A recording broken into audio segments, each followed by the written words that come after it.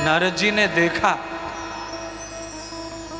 कि प्रेत की मुक्ति हो गई, गौकर्ण की मुक्ति हो गई और सभी गांववासियों की मुक्ति हो गई।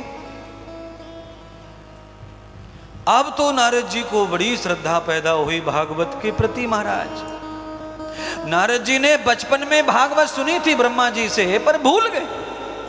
आज फिर भागवत सुनी तो बचपन की वो भागवत फिर याद आ गई।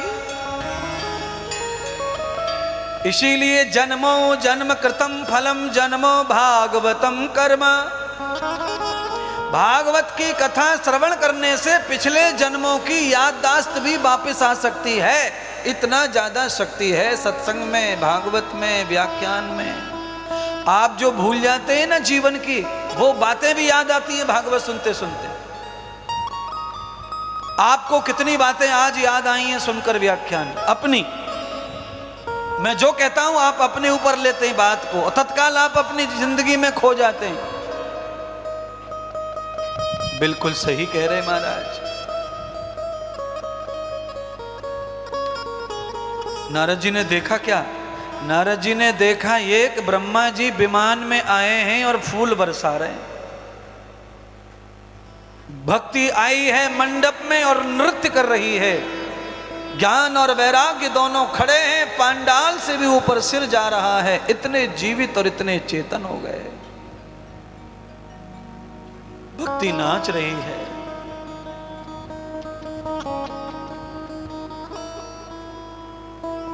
जैसे ही भक्ति नाचने लगी, मुक्ति आ गई। जो भक्ति को छोड़ के चली गई थी, मुक्ति ने देखा कि भक्ति तो प्रसन्न हो गई, ज्ञान और वैराग्य तो जवान हो गए। आप कान खोल के सुन लो, ज्ञान और वैराग्य ये दोनों आवश्यक है भक्ति को प्रसन्न करने के लिए। ज्ञान मर जाएगा, वैराग्य मर जाएगा, विवेक मर जाएगा तो भक्ति कभी प्रसन्न होने वाली नहीं है। वही घर की मूर्तियां, वही मंदिर की वही कंकु चावल और वही फूल, वही आरती, उससे अधिक कुछ भी ज्यादा होने वाला नहीं है। हमेशा भक्ति सोई हुई रहती है तुम लोगों के घर में।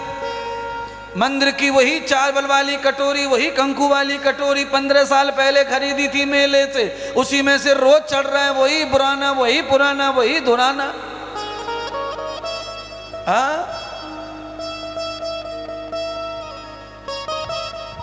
राधे श्याम ने आज पैर पूजे हमारे। मैंने कहा यार कौन से जमाने की थाली है ये कंकु चावल वाली, ये कंकु रोली जिसमें रखा है, ये तो बाबर के जमाने में बनते थे ऐसे आइटम। अब तो बंदी हो गए कंपनी में।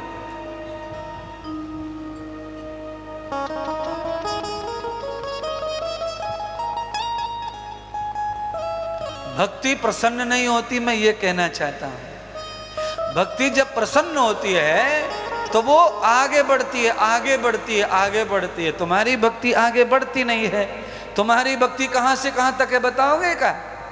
मुल्ला की दौड़ तुम्हारी कहां तक है? फिर तुम्हारी भक्ति कहां तक है बता दो ना एक बार। लास्ट भक्ति तुम्हारी है मंदिर तक, या कोई कथा बता हो रही वहां तक, उसके आगे नहीं जाती तुम्हारी भक्ति। क्यों नहीं जाती? क्योंकि तुम्हारा ज्ञान सोया हुआ है, तुम्हारा विवेक सोया हुआ है, तुम्हारा वैराग्य सोया हुआ है। हाँ, वैराग्य सोया। घर में बहू है तो भी पोते को अगर बुखार आया है तो सास नहीं आ रही कथा सुनने। हेलो हेलो ए गुड्डी, अरे कथा चल रही है, इंद्रदेव महाराज आए और टीवी वालो बाबा चल नहीं रही। बड़ो मन कर रो जावे को, पर क्या करे पोते को बुखार चढ़े आयो। तू MBBS डॉक्टर बनी बैठी है बुड्ढी।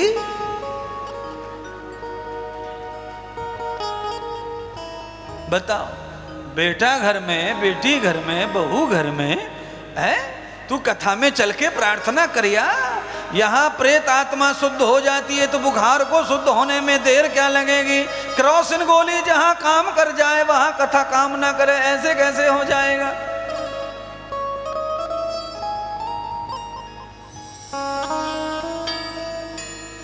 मेरी इच्छा सपना पूरा कर देना कोटा वालों। मैं सपना लेके आया हूँ और मेरा सपना यह है कि 7 दिन में बहुत सारा परिवर्तन बदलाव आप लोगों में आ जाए। उसके लिए मैं खूब मेहनत करूँगा जितनी मुझसे होगी, पर आपका संसार उज्जवल हो जाए, भविष्य आपका अच्छा हो जाए। जो नहीं आए आप उनको भी घर जाके थोड़ी थोड़ी खुशबू पहुंचा देना, थोड़ा थोड़ा प्यार उनको पहुंचा देना, थोड़ी थोड़ी कृपा उनके ऊपर पहुंचा देना। जो नहीं आए वो जरूर आए, जो नहीं आए वो नहीं आए, कोई बात नहीं। आप सुनाओ है, शाम को जब बैठते हो ना आप इधर उधर चबूतरों पे गार्डन में गप मारने के लिए, तब सत्संग की बात करना। राधे श्याम के घर के सामने गार्डन है, उसमें मैंने परम पंचायत शाम को 8:30 बजे देखी। परम पंचायत है,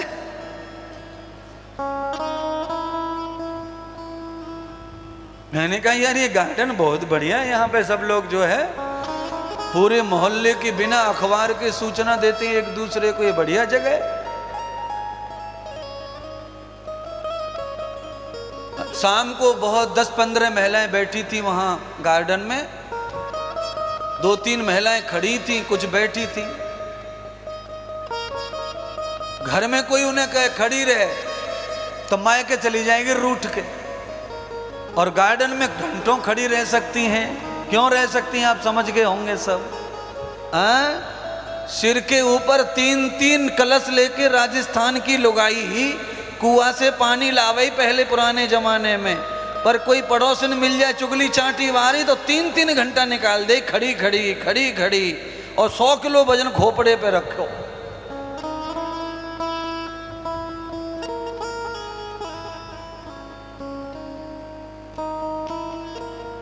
समस्या यही है बंधुओं। आज नारद जी प्रसन्न हो गए, फूल बरस रहे, नारद जी ने संकल्प ले लिया आज के बाद जितना जीवन जीना है, जितना श्वासें लेनी है, सब भगवान के कीर्तन में भजन में लेना है। अब सिर्फ भगवत गाना है और कुछ नहीं करना है। स्वयं भक्ति ने नारद जी को वीणा पकड़ा कर कहा, मेरे आज से आप आचार्य हो, आपकी वजह से मुझे जीवन मिला है। और मैं आपको समझाना चाहता हूं, जिन महात्मा साधुओं की वजह से तुम में से किसी को भी नया जीवन मिला हो, बचा जीवन गुरु जी को सौंप दो, उनके ही बताए मार्ग पे जियो।